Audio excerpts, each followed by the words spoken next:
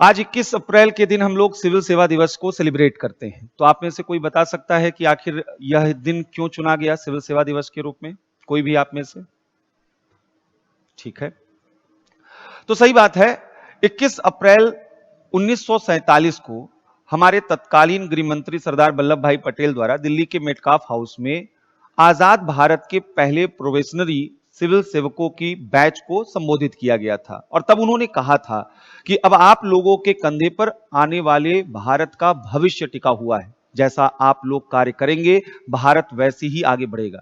इसीलिए आजाद भारत में सिविल सेवकों को स्टील फ्रेम के रूप में भी देखा जाता है। एक बार हमसे भी इंटरव्यू में एक सवाल पूछा गया था। इंटरव्यू में पूछा गया मुझसे कि ब्रिटिश काल में आखिर सिविल सेवकों को स्टील फ्रेम क्यों कहा जाता था। तो मैंने जवाब दिया कि वहां पर औपनिवेशिक हितों के संरक्षक के रूप में उन्हें देखा जाता था। लॉ एंड ऑर्डर को मेंटेन करने का काम उनका हुआ करता था। इस वजह से वहां पर जो ब्रिटिश प्रशासन था वह सुचारू रूप में चल सके और उनका भारत पर प्रभाव बना रहे, इसलिए उनको कहा जाता था। उन्होंने कहा अगर स्टील फ्रेम उस वक्त कहा जाता था तो आजाद भारत में भी सिविल सेवकों को स्टील फ्रेम क्यों कहा जाता है, और ब्रिटिश काल में सिविल सेवकों की भूमिका और आजाद भारत में सिविल सेवकों की भूमिका में क्या अंतर आप देखते हैं। तो आज हम लोग इस पूरे डिस्कशन में यही बात करेंगे। हम लोग बात करेंगे कि आखिर लोकतंत्र में सिविल सेवाओं की भूमिका क्या होती है और स्टील फ्रेम के रूप में सिविल सेवक किस रूप में काम करते रहे।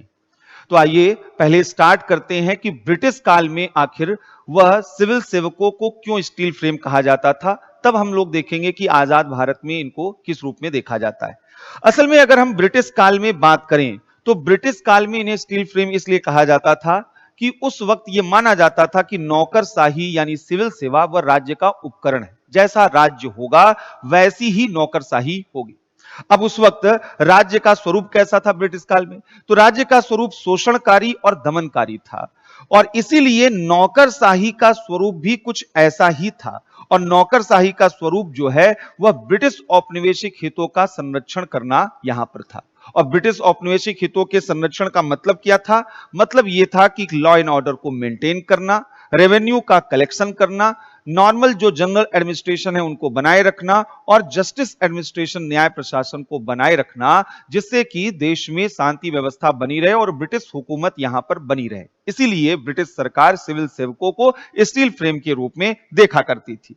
लेकिन इसका जो परिणाम हमारे लिए आया वो कोई बहुत अच्छा परिणाम नहीं रहा। ब्रिटिश काल में जो नौकरशाही थी, जो सिविल सेवा थी, उसकी भूमिका बड़ी विवादास्पद थी।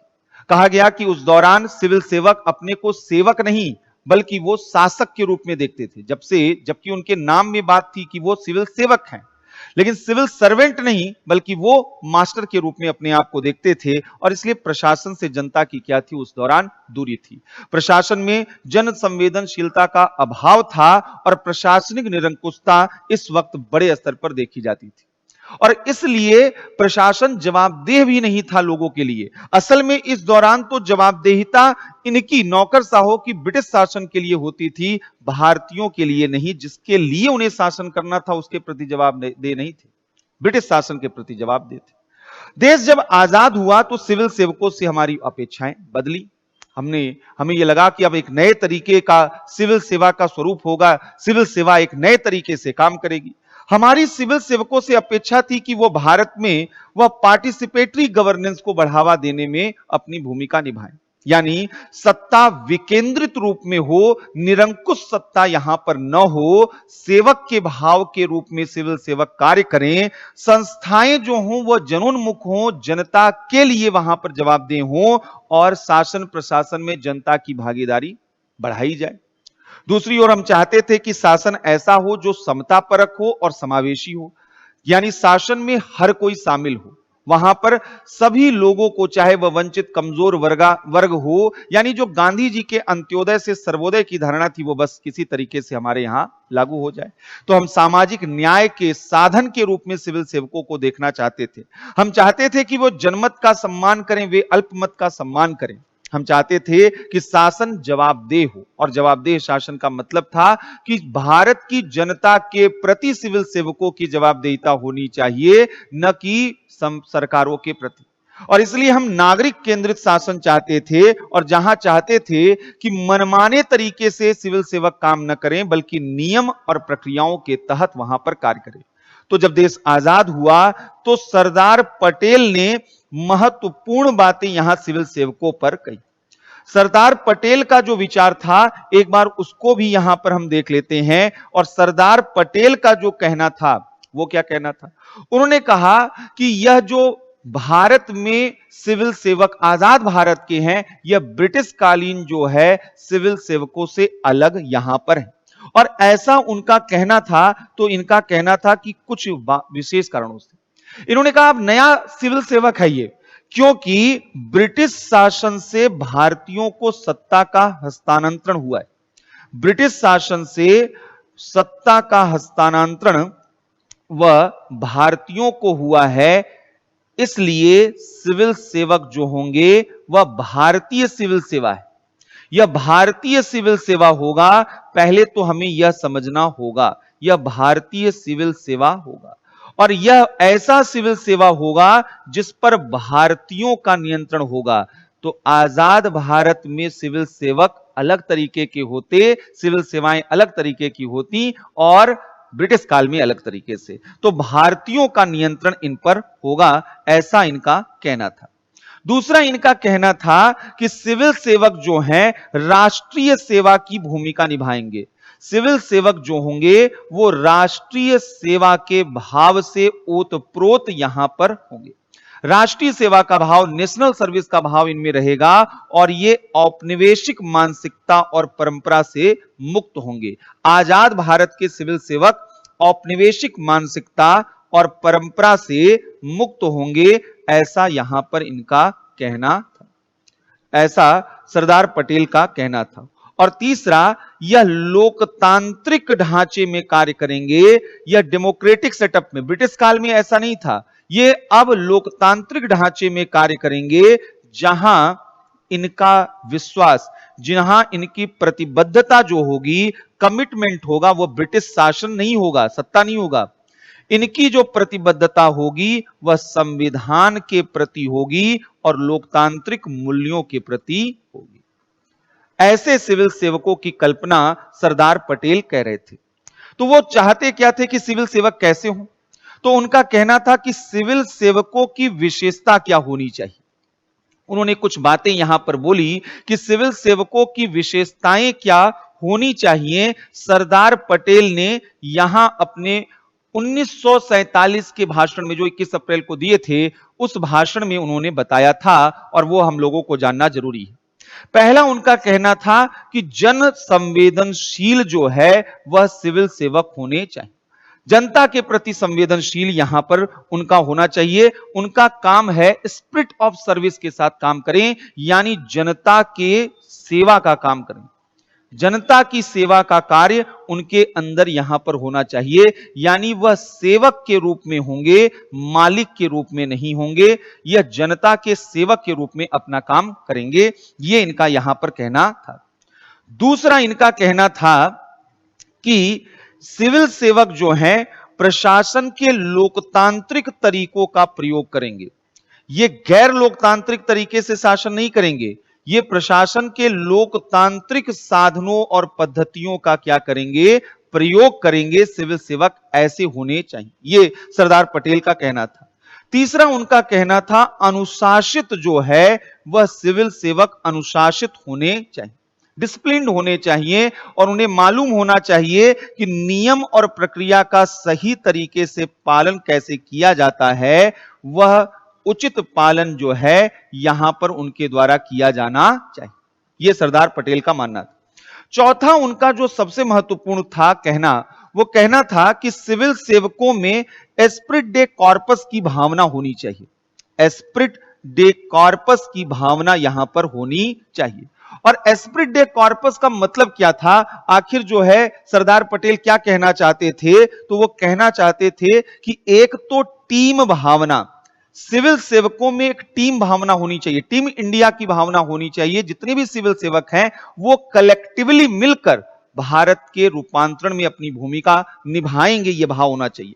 उनके अंदर गौरव की भावना होनी चाहिए कि हम सिविल सेवक हैं, तो उनके अंदर यह भावना होनी चाहिए, प्राउड की भावना होनी चाहिए कि हम जो है सिविल सर्वेंट हैं। और हम यहां पर अगर ये बता रहे हैं तो आप लोगों के अंदर भी होना चाहिए। अब ऐसा नहीं कि सिविल सेवा केवल एक नौकरी है, रोजगार का साधन है, उसकी तैयारी आप लोग कर रहे हैं। आप लोगों के अंदर यह भाव होना चाहिए कि आप भारत के सबसे प्रिविलेज्ड जॉब या कैरियर का भाग बनने जा रहे हैं और आपको बहुत बड़ा मौका मिलने जा रहा है देश और समाज को बदलने का, बड़े स्तर पर कंट्रीब्यूट करने का।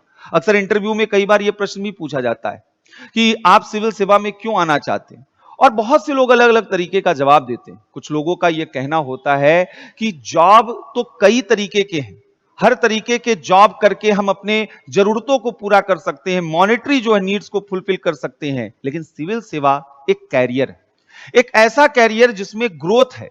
और सबसे बड़ी चीज यह है कि आज से 20-25 साल बाद आप जब अपने आप से पूछेंगे कि क्या आपने जो यह क्षेत्र चुना है, यह क्षेत्र सही रहा है, तो एक संतुष्टि आपके अंदर होगी, और वह संतुष्टि यह होगी कि इस देश का जो भी विकास हुआ है उस विकास में एक हिस्सा आप लोगों का भी है। तो यह सिविल सेवक यहां पर एस्प्रिट डे कॉर्पस की भावना रखेंगे, प्राउड फील वहां पर रखेंगे। यह सरदार पटेल का उस समय वहां पर कहना था।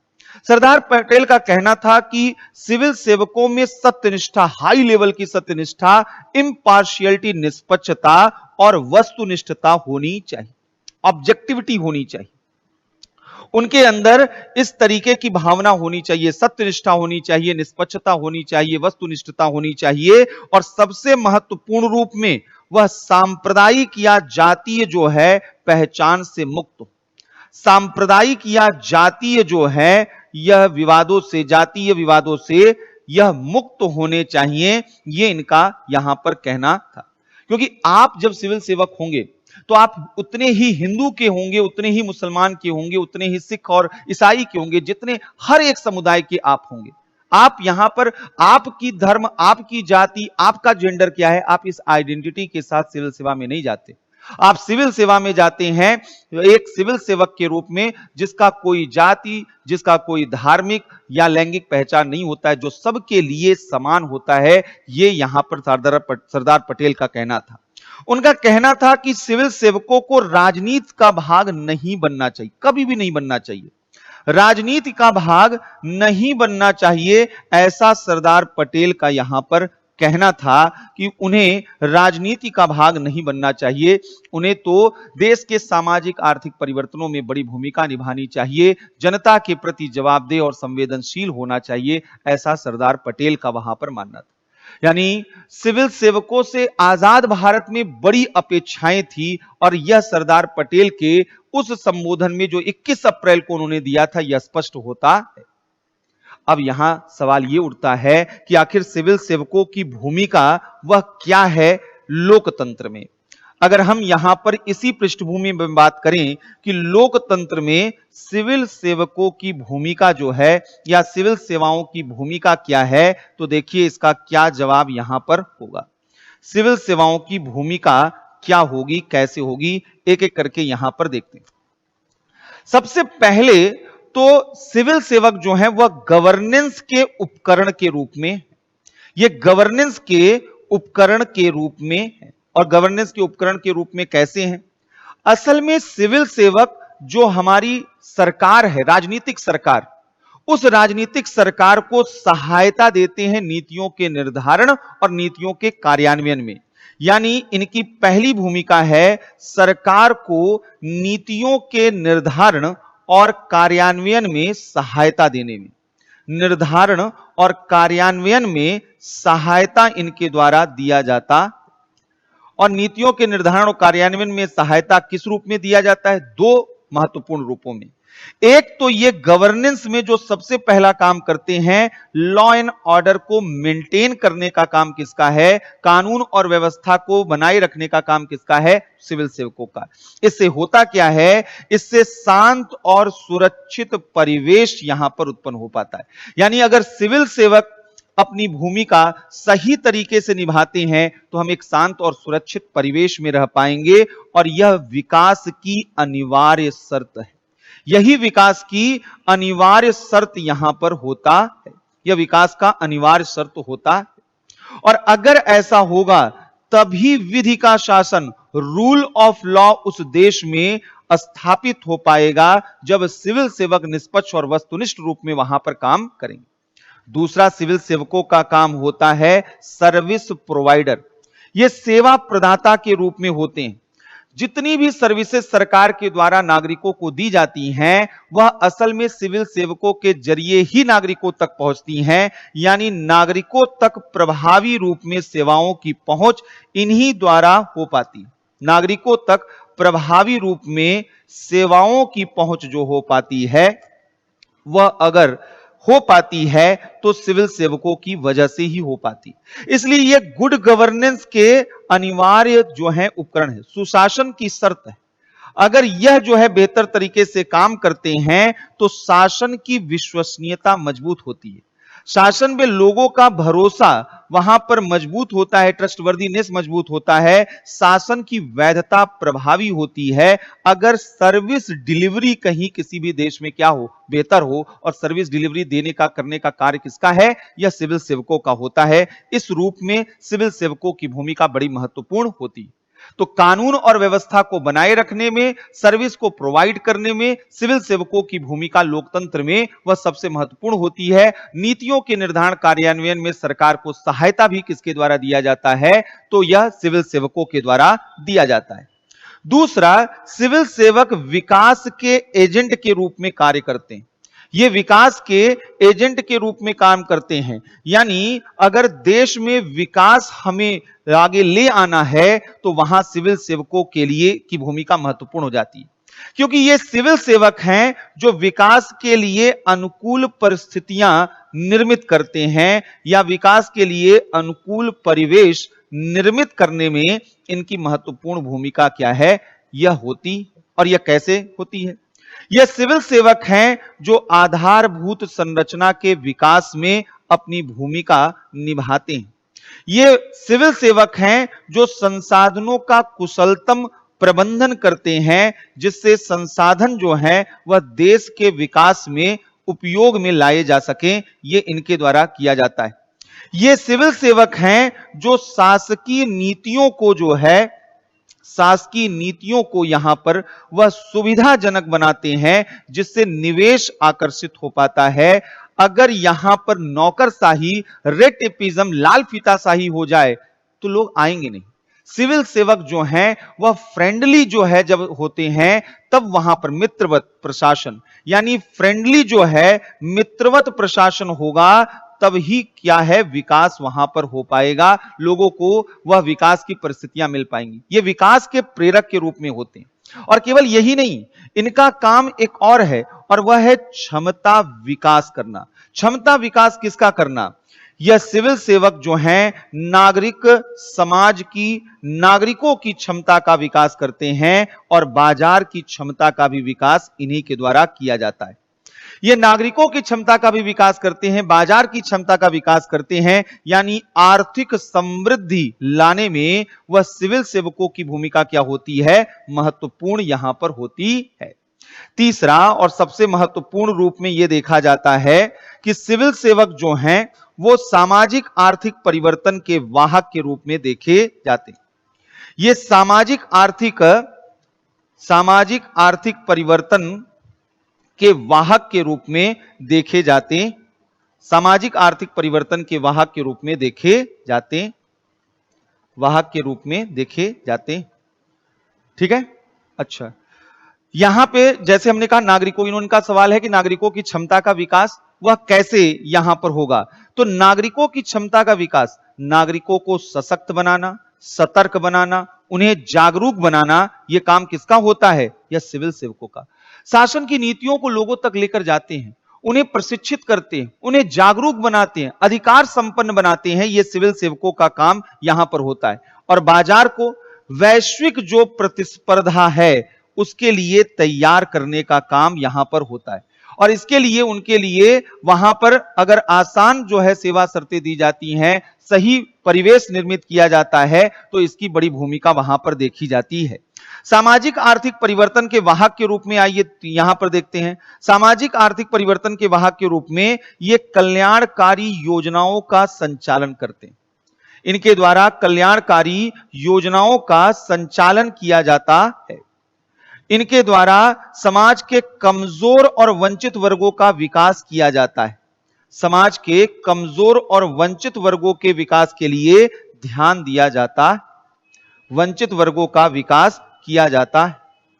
ये सिविल सेवक होते हैं जो सामाजिक आर्थिक व्यवस्था का पुनर्गठन करते हैं। सामाजिक आर्थिक व्यवस्था का पुनर्गठन यहां पर इनके द्वारा किया जाता है और इस तरीके से सामाजिक आर्थिक परिवर्तन लाने में इनकी भूमिका महत्वपूर्ण होती है। चौथा, लोकतांत्रिक मूल्यों के प्रसार में भी इनकी भूमिका क्या है, वह महत्वपूर्ण होती है। ये लोकतांत्रिक मूल्यों का प्रसार भी करते हैं। लोकतांत्रिक मूल्यों का प्रसार कैसे करते हैं, तो यहां पर निर्णय निर्माण में यह जनता की भागीदारी यहां पर बढ़ाते हैं। निर्णय निर्माण की प्रक्रिया जो है को यहां पर जो है प्रक्रिया में वह जन भागीदारी, क्योंकि इन्हीं के द्वारा जनता से क्या लिया जाता है, इनपुट लिया जाता है। ये जनता के बीच में होते हैं और इनके द्वारा जो है यहां पर सरकार और जनता के बीच में जो नौकरशाह होते हैं, सिविल सेवक होते हैं, ये कड़ी के रूप में होते हैं और इसलिए इनके पास व्यवहारिक रूप में सारी जानकारियां होती हैं। ये जनता और सरकार के बीच ब्रिज का काम कौन करता है, सिविल सेवक करते हैं। ये सामाजिक सौहार्द की भावना को यह स्थापित करते। कई बार आप सुनते होंगे कि जब ईद आता है या दिवाली, होली, कोई भी त्योहार आता है तो कई बार डर रहता है सांप्रदायिक सौहार्द बिगड़ने का। उस वक्त जनता के सभी प्रतिनिधियों से मिलने का, जनता से अपील करने का, लॉ एंड ऑर्डर बनाने का यह रिस्पॉन्सिबिलिटी किसका होता है, यह सिविल सेवकों का होता है। तो ये जो है यहां पर देखा जाता है।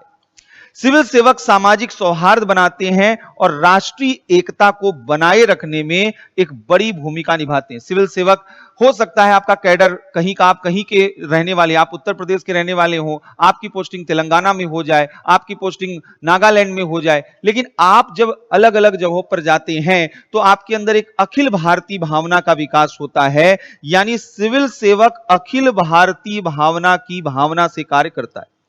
अखिल भारतीय जो है वह भावना इसके अंदर होती है, इसलिए सिविल सेवकों की भूमिका यहां पर भी महत्वपूर्ण है।